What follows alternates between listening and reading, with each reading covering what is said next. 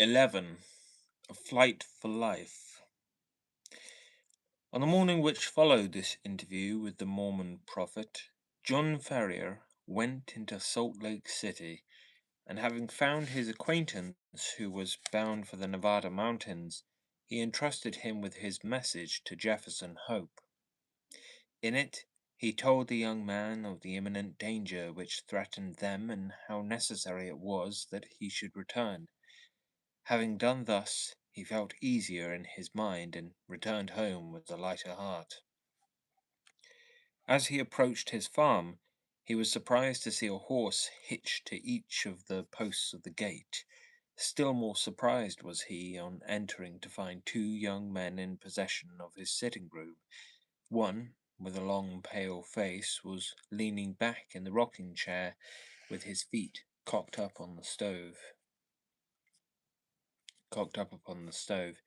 The other, a bull-necked youth with coarse, bloated features, was standing in front of the window with his hands in his pockets, whistling a popular hymn.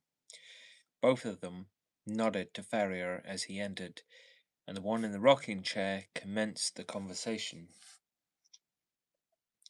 "Maybe you don't know us," he said.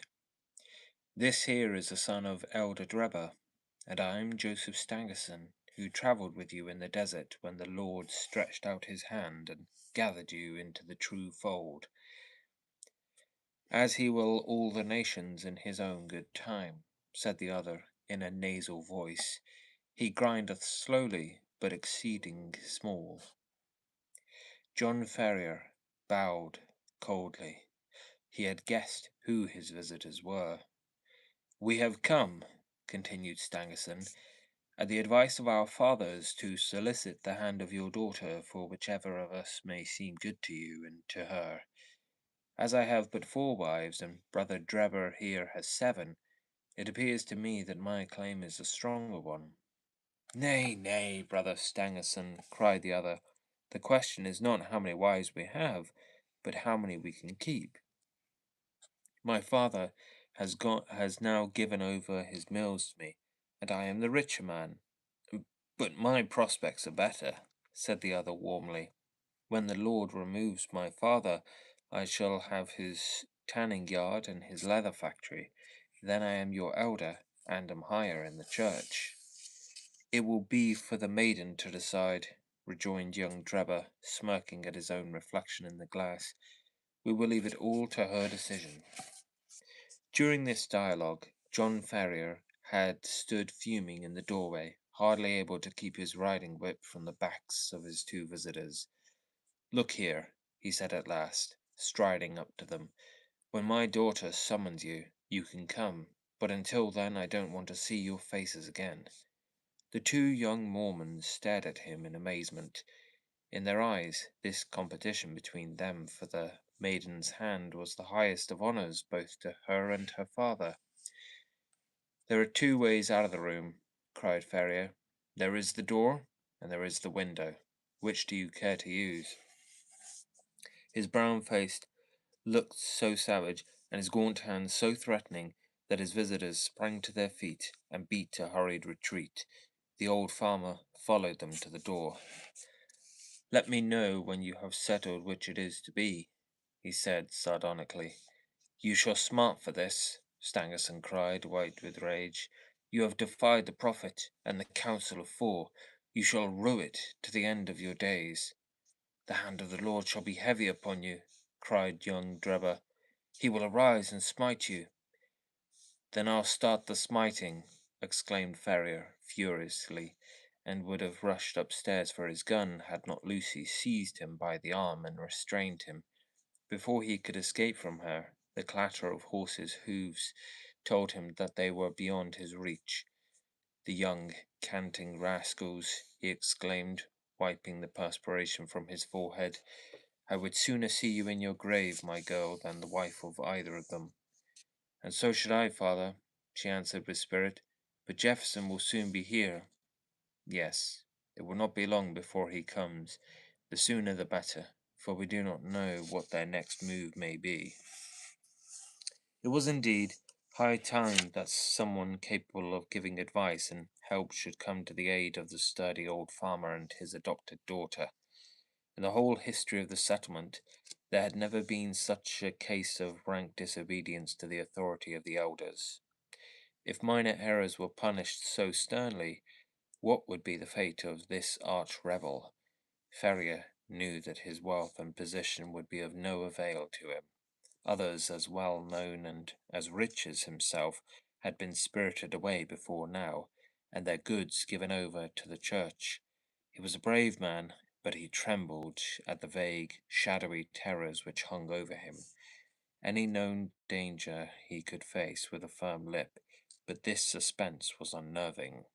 He concealed his fears from his daughter, however, and affected to make light of the whole matter, though she, with the keen eye of love, saw plainly that he was ill at ease. He expected that he would receive some message or remonstrance from Young as to his conduct, and he was not mistaken, though it came in an unlooked-for manner. Upon rising next morning, he found, to his surprise, a small square of paper pinned onto the coverlet of his bed just over his chest. On it was printed in bold, straggling letters, 29 days are given for your amendment, and then dash. The dash was more fear-inspiring than any threat could have been. How this warning came into his room puzzled John Ferrier sorely, for his servants slept in an outhouse, and the doors and windows had all been secured. He crumpled the paper up and said nothing to his daughter, but the incident struck a chill into his heart. The 29 days were evidently the balance of the month which Young had promised. What strength or courage could avail against an enemy armed with such mysterious powers? The hand which fastened that pin might have struck him to the heart, and he could never have known who had slain him. Still more shaken was he next morning. They had sat down to their breakfast, when Lucy, with a cry of surprise, pointed upwards. In the centre of the ceiling was scrawled, with a burned stick apparently, the number 28. To his daughter it was unintelligible, and he did not enlighten her. That night he sat up with his gun and kept watch and ward. He saw and he heard nothing, and yet, in the morning, a great 27 had been painted upon the outside of his door. Thus day followed day, and as sure as morning came, he found that his unseen enemies had kept their register, and had marked up in some conspicuous position how many days were still left to him out of the month of grace. Sometimes the fatal numbers appeared upon the walls, sometimes upon the floors. Occasionally they were on small placards stuck upon the garden gate or the railings. With all his vigilance, John Ferrier could not discover whence these daily warnings proceeded. A horror which was almost superstitious came upon him at the sight of them. He became haggard and restless, and his eyes had the troubled look of some hunted creature. He had but one hope in life now, and that was for the arrival of the young hunter from Nevada. 20 had changed to 15, and 15 to 10, but there was no news of the absentee. One by one the numbers dwindled down, and still there came no sign of him. Whenever a horseman clattered down the road or a driver shouted at his team, the old farmer hurried to the gate, thinking that help had arrived at last. At last, when he saw 5 give way to 4, and that again to 3, he lost heart and abandoned all hope of escape. Single-handed, and with his limited knowledge of the mountains which surrounded the settlement, he knew that he was powerless. The more frequented roads were strictly watched and guarded, and none could pass along them without an order from the council. Turn which way he would, there appeared to be no avoiding the blow which hung over him. Yet the old man never wavered in his resolution to part with life itself before he consented to what he regarded as his daughter's dishonor. He was sitting alone one evening, pondering deeply over his troubles and searching vainly for some way out of them. That morning had shown the figure 2 upon the wall of his house, and the next day would be the last of the allotted time. What was to happen then? All manner of vague and terrible fancies filled his imagination. And his daughter? What was to become of her after he was gone? Was there no escape from the invisible network which was drawn all around them? He sank his head upon the table and sobbed at the thought of his own impotence. What was that? In the silence he heard a gentle scratching sound, low but very distinct in the quiet of the night. It came from the door of the house. Ferrier crept out into the hall and listened intently. There was a pause for a few moments, and then the low, insidious sound was repeated. Someone was evidently tapping very gently upon one of the panels of the door. Was it some midnight assassin who had come to carry out the murderous orders of the secret tribunal? Or was it some agent who was marking up that the last day of grace had arrived? John Ferrier felt that instant death would be better than the suspense which shook his nerves and chilled his heart. Springing forward, he drew the bolt and threw the door open. Outside, all was calm and quiet. The night was fine, and the stars were twinkling brightly overhead. The little front garden lay before the farmer's eyes, bounded by the fence and gate, but neither there nor on the road was any human being to be seen. With a sigh of relief, Ferrier looked to the right and to left until, happening to glance straight down at his own feet, he saw to his astonishment a man lying flat upon his face upon the ground with arms and legs all asprawl. So unnerved was he at the sight that he leaned up against the wall with his hand to his throat to stifle his inclination to call out. His first thought was that the prostrate figure was that of some wounded or dying man, but as he watched it, he saw it writhe along the ground and into the hall with the rapidity and noiselessness of a serpent.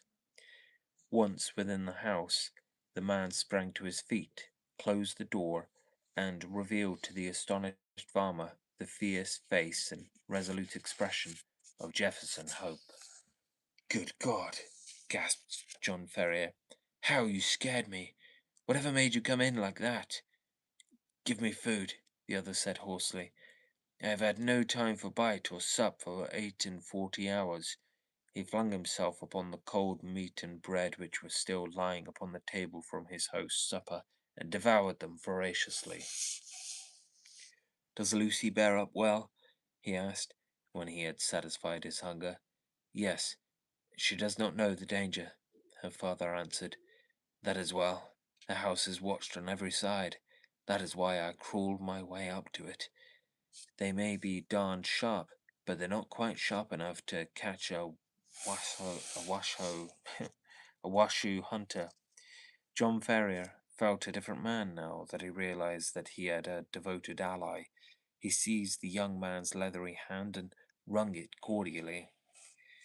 "You're a man to be proud of," he said. "There are not many who would come to share our danger and our troubles." "You've hit it there, pard," the young hunter answered. "I have a respect for you, but if you were alone in this business, I'd think twice before I put my head into such a hornet's nest. It's Lucy that brings me here, and before harm comes on her, I guess there will be one less of the Hope family in Utah. What are we to do? Tomorrow is your last day, and unless you act tonight, you are lost. I have a mule and 2 horses waiting in the Eagle Ravine. How much money have you?" $2,000 in gold and 5 in notes. "That will do. I have as much more to add to it. We must push for Carson City through the mountains. You had best wake Lucy. It is as well that the servants do not sleep in the house." While Ferrier was absent, preparing his daughter for the approaching journey, Jefferson Hope packed all the eatables that he could find into a small parcel and filled a stoneware jar with water, for he knew by experience that the mountain wells were few and far between. He had hardly completed his arrangements before the farmer returned with his daughter, all dressed and ready for a start. The greeting between the lovers was warm but brief, for minutes were precious, and there was much to be done. "We must make our start at once," said Jefferson Hope, speaking in a low but resolute voice, like one who realizes the greatness of the peril, but has steeled his heart to meet it. "The front and back entrances are watched, but with caution we may get away through the side window and across the fields. Once on the road, we are only 2 miles from the ravine where the horses are waiting. By daybreak, we should be halfway through the mountains." "What if we are stopped?" asked Farrier. Hope slapped the revolver butt which protruded from the front of his tunic. "If they are too many for us, we shall take 2 or 3 of them with us," he said with a sinister smile. The lights inside the house had all been extinguished, and from the darkened window Ferrier peered over the fields which had been his own, and which he was now about to abandon forever. He had long nerved himself to the sacrifice, however, and the thought of the honor and happiness of his daughter outweighed any regret of his ruined fortunes. All looked so peaceful and happy, the rustling trees and the broad, silent stretch of grainland, that it was difficult to realize that the spirit of murder lurked through it all. Yet the white face and set expression of the young hunter showed that in his approach to the house he had seen enough to satisfy him upon that head. Farrier carried the bag of gold and notes. Jefferson Hope had the scanty provisions and water, while Lucy had a small bundle containing a few of her more valued possessions. Opening the window very slowly and carefully, they waited until a dark cloud had somewhat obscured the night, and then, one by one, passed through into the little garden. With bated breath and crouching low, they stumbled across it and gained the shelter of the hedge, which they skirted until they came to the gap which opened into the cornfield. They had just reached this point when the young man seized his 2 companions and dragged them down into the shadow, where they lay silent and trembling. It was as well that his prairie training had given Jefferson Hope the ears of a lynx. He and his friends had hardly crouched down before the melancholy hooting of a mountain owl was heard within a few yards of them, and was immediately answered by another hoot at a small distance. At the same moment, a vague, shadowy figure emerged from the gap for which they had been making, and uttered the plaintive signal cry again, on which a second man appeared out of the obscurity. "Tomorrow at midnight," said the first, who appeared to be in authority, "when the whippoorwill calls 3 times." "It is well," returned the other. "Shall I tell Brother Drebber?" "Pass it on to him, and from him to the others." 9 to 7, 7 to 5, repeated the other, and the 2 figures flitted away in different directions. Their concluding words had evidently been some form of sign and countersign. The instant that their footsteps had died away in the distance, Jefferson Hope sprang to his feet, and helping his companions through the gap, led the way across the fields at the top of his speed, supporting and half carrying the girl when her strength appeared to fail her. "Hurry on! Hurry on!" he gasped from time to time. "We are through the line of sentinels. Everything depends on speed. Hurry on!" Once on the high road, they made rapid progress. Only once did they meet anyone, and then they managed to slip into a field and so avoid recognition. Before reaching the town, the hunter branched away into a rugged and narrow footpath which led to the mountains. 2 dark, jagged peaks loomed above them through the darkness, and the defile which led between them was the Eagle Canyon in which the horses were awaiting them. With unerring instinct, Jefferson Hope picked his way picked his way among the great boulders and along the bed of a dried up watercourse until he came to the retired corner screened with rocks where the faithful animals had been picketed. The girl was placed upon the mule, and old Ferrier upon one of the horses with his money bag, while Jefferson Hope led the other along the precipitous and dangerous path. It was a bewildering route for anyone who was not accustomed to face nature in her wildest moods. On one side, a great crag towered up 1,000 feet or more, black, stern, and menacing, with long basaltic columns upon its rugged surface like the ribs of some petrified monster. On the other hand, a wild chaos of boulders and debris made all advance impossible. Between the two ran the irregular track, so narrow in places that they had to travel in Indian file, and so rough that only practiced riders could have traversed it all. Yet, in spite of all dangers and difficulties, the hearts of the fugitives were light within them, for every step increased the distance between them and the terrible despotism from which they were flying.